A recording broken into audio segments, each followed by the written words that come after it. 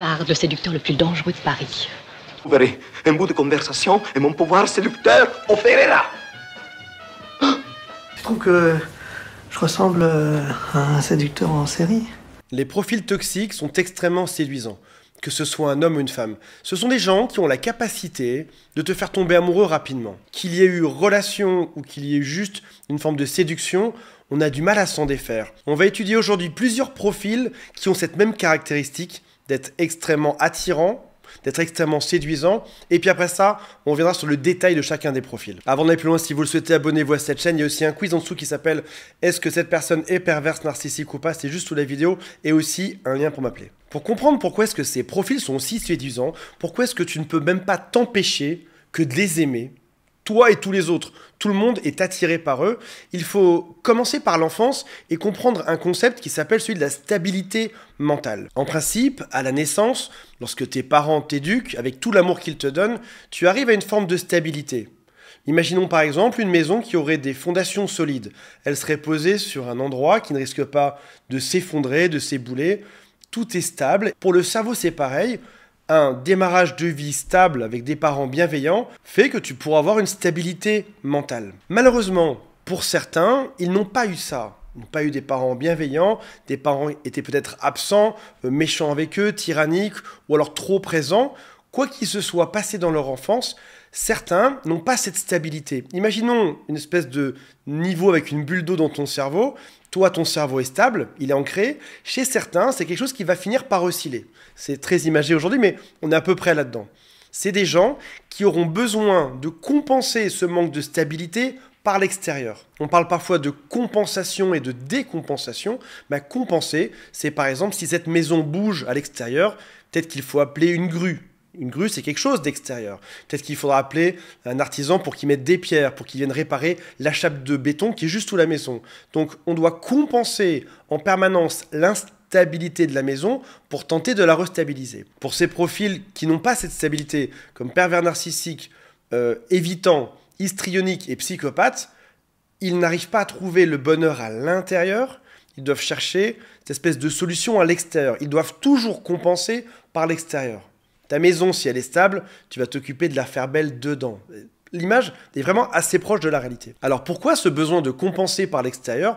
Tout simplement parce qu'ils n'arrivent pas à trouver eux-mêmes, tout seuls, leur propre stabilité. Si jamais toi, quand ça va pas, tu vas faire un tour en forêt, tu bouquines un livre ou tu médites, c'est-à-dire que toi-même, tu vas trouver ton propre bonheur intérieur, chez ces profils-là, ils auront deux choses qui peuvent être très différentes. Ils peuvent soit avoir des formes de gigantesques angoisses qui créent cette instabilité, qui font qu'ils vont devoir aller trouver d'autres personnes à tyranniser ou à séduire, ou alors encore une forme de déconnexion. Parfois, c'est même les deux. C'est une angoisse gigantesque et incontrôlable, une sensation de vide, et aussi une forme de déconnexion. Je me déconnecte entre mon cerveau, mes sentiments et qui je suis. En gros, les êtres humains ne sont que des objets, je n'arrive pas à m'attacher à eux. Alors si tu comprends ça, pourquoi est-ce que ce sont des gens qui sont des séducteurs hors pair? Admettons qu'on soit dans un jeu vidéo et que tu dois choisir au tout début de ta quête un personnage. Certains personnages auront plus de force, d'autres plus de rapidité, d'autres plus d'intelligence, d'autres plus d'armure. Ils ont chacun un plus à un endroit, mais pour le plus qu'ils ont en endroit, ils ont aussi des moins à d'autres endroits. Celui qui se déplace vite est un peu moins fort. Celui qui est fort se déplace un peu moins vite. Le personnage à qui tu as affaire, quand on parle de pervers narcissique, évitant, histrionique et psychopathe, ce sont des gens qui ont tout mis, toutes leurs compétences, dans la barre qui s'intitule « La capacité à s'attirer la sympathie des autres ». Ce sont des monstres sociaux. C'est-à-dire que c'est des gens que tu ne peux pas t'empêcher d'aimer. Ils ont souvent un physique qui est très soigné. Mettez-moi en commentaire si c'est vrai. Prennent soin de leurs cheveux, hommes ou femmes, prennent soin de leurs vêtements, ils sont toujours tirés à 4 épingles, toujours le petit parfum qu'il faut bien. Ils ont aussi un rire qui est très particulier, ils ont cette espèce d'aisance sociale, ils ont toujours les bonnes phrases. Quoi qu'il se passe, ils ont la bonne répartie, la bonne phrase, le bon comportement à avoir. Imagine-toi devant une photo d'un bébé chat sur Facebook ou Instagram, tu ressens forcément de la sympathie, tu le trouves trop mignon ce bébé chat. Là c'est pareil, cet humain t'attire. Il est génial. Il a développé cette compétence sociale. Tu peux te demander comment est-ce qu'ils ont fait pour en arriver là. C'est tout simple.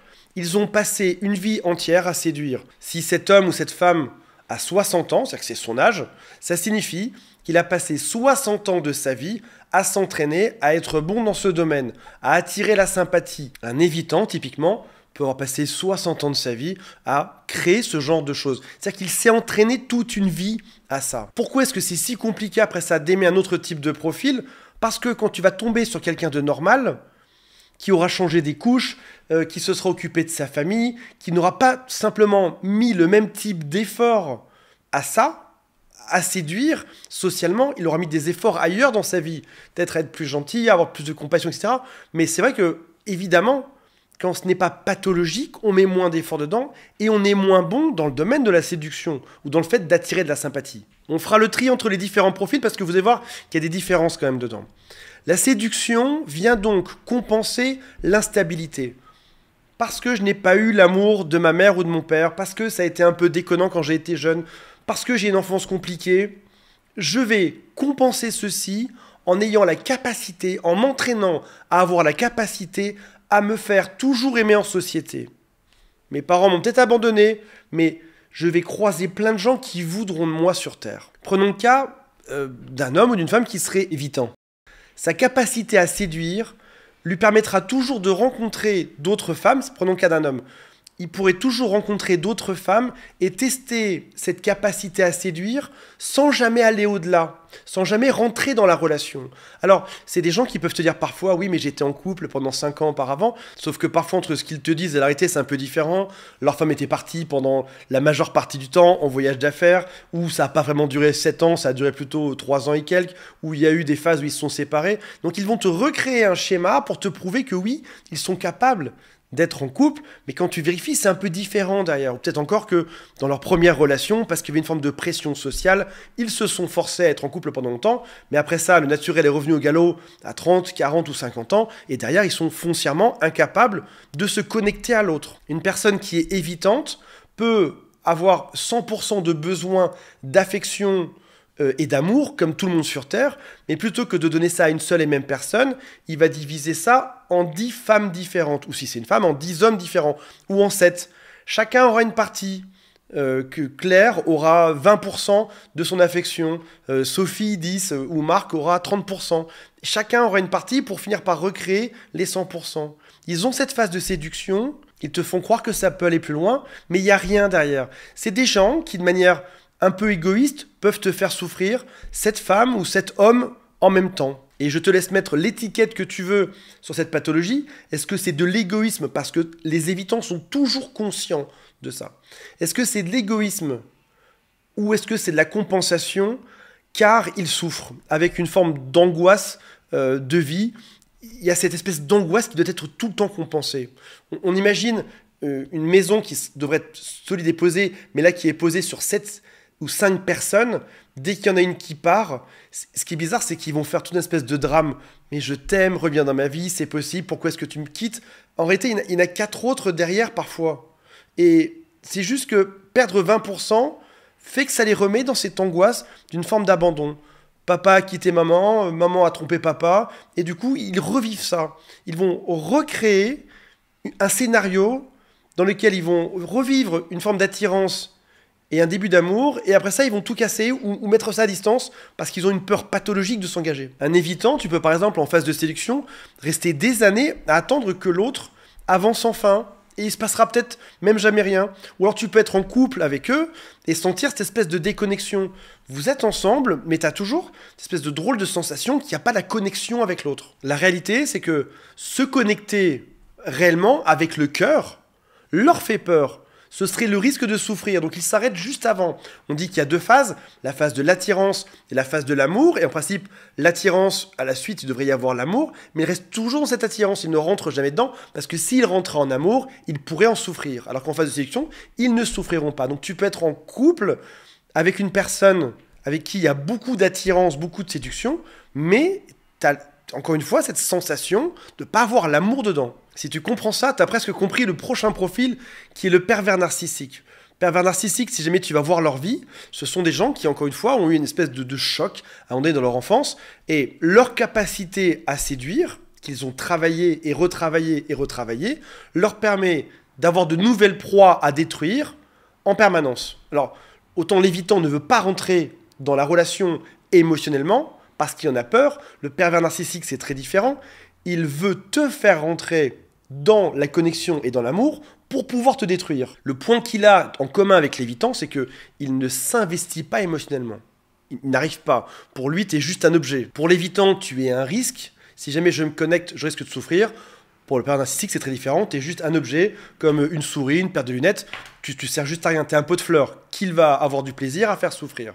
Mais cette capacité à séduire, et il va s'entraîner tous les jours de toute sa vie. Encore une fois, s'il a 40 ans, ça fait 40 ans qu'il s'entraîne à ça. Tu as affaire à un monstre de séduction. Et même, il peut même avoir l'air maladroit parfois, parce que c'est l'une des stratégies qu'il va employer. Il peut même t'avoir dit une histoire complète sur sa vie où tu te dis mais c'est fou, cet homme est très timide ou cette femme est très timide, elle est bien cachée chez elle. Elle cache ou il cache quelque chose de faramineux. Il s'entraîne en permanence à améliorer ces techniques-là. Plus ça avance dans le temps, meilleurs ils sont pour se faire apprécier. Passons au profil histrionique, qui s'appelait anciennement le profil hystérique, alors qui touche plutôt les femmes. C'est cette capacité à séduire fera de moi le centre de l'attention et de recevoir de l'amour de la part de tout le monde.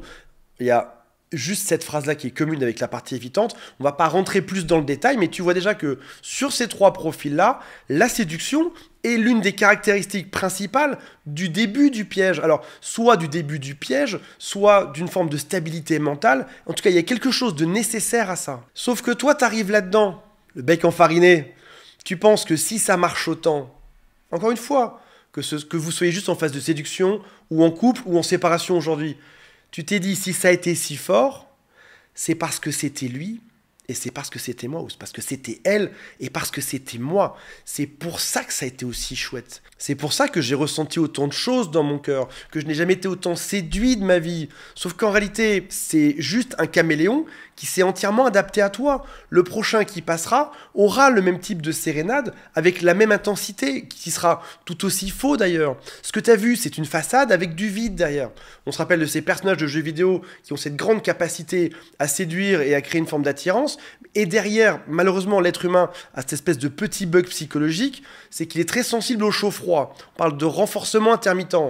On te donne de l'amour, on te fait croire qu'on t'en donne et on ne donne plus rien, ça te rend accro. L'être humain a ce bug, c'est comme ça, il faut le savoir. Et donc il te donne tout, avec beaucoup de séduction. Toi forcément tu passes dans l'étape d'après, l'étape amoureuse, sauf que eux n'y passent pas. Et même quasiment le fait qu'ils n'y passent pas vient renforcer l'amour que tu as pour eux. Un amour qui est complètement malsain au passage. Derrière cette façade de séduction, dans certains profils, il y a du vide, comme par exemple on parlait des évitants, ou on parle encore des histrioniques, et parfois malheureusement, derrière cette façade d'Hollywood, derrière c'est l'enfer, c'est un piège. Tu vas tomber sur un psychopathe, on n'en a pas beaucoup parlé aujourd'hui, mais c'est à peu près le même système, les psychopathes sont extrêmement bons socialement. Tu vas tomber sur un pervers narcissique qui va te faire venir chez lui, qui ferme la porte et qui va te détruire. Et pourquoi est-ce que tu as du mal à t'en sortir derrière? Parce que aucun autre homme ne lui arrive à la cheville. Ce sont... En comparaison, les gens normaux sont maladroits, ils sont pas aussi pertinents.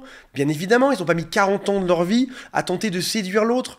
C'est-à-dire qu'ils n'ont pas eu le même bug mental qui font qu'il était vital pour eux de séduire et d'être attirant. Ça veut dire que ton niveau de comparaison dans ce fameux jeu vidéo, c'est la première barre qui est gigantesque parce que tu te dis, si la barre séduction est gigantesque, le reste sera énorme derrière aussi. Et en effet, tomber sur un homme ou une femme normale aura l'air beaucoup plus mou dans la relation au début. Beaucoup plus tranquille, quasiment ennuyeux, parce que se découvrir prend du temps, parce que aussi, cette première chose que tu vois, qui est l'espèce d'instinct gigantesque de te séduire, tu l'auras moins, évidemment. Tous les profils dont je vous parle, je les ai déjà rencontrés, et si je vous le dis, c'est parce que parfois il y avait des rapports de police, parfois il y a des études psychologiques sur eux, parfois j'ai des témoignages, c'est des gens que j'ai déjà rencontrés, tous ces profils-là. Je peux vous dire quelque chose, c'est que même moi qui bosse dedans, à chaque fois, je dois réprimer mon envie de sympathiser avec eux. On parle d'amitié. Hein. J'ai du mal à m'arrêter de vouloir les prendre en sympathie. Ce sont des gens qui sont tellement chouettes que même toi, tu as le doute. Tu dis, forcément, il y a une erreur. C'est l'autre qui se trompe. Cet homme, cette femme est juste génial. Ça ne peut pas être une personne toxique. C'est-à-dire que même en le sachant...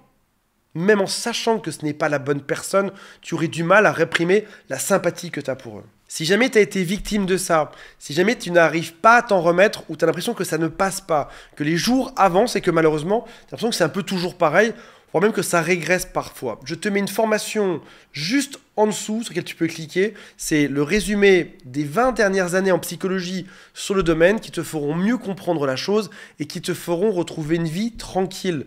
C'est juste en dessous, ça dure à peu près 1h30 et c'est mon best-seller. Les gens qui sont rentrés dedans, tu verras que les commentaires sont géniaux. Tous ceux qui sont rentrés dedans ont vu de gros progrès dans leur vie et ça a été beaucoup plus vite pour se soigner, pour s'en remettre. Voilà mes amis, j'espère que ça vous a intéressé et on se retrouve prochainement. Salut à tous, bye.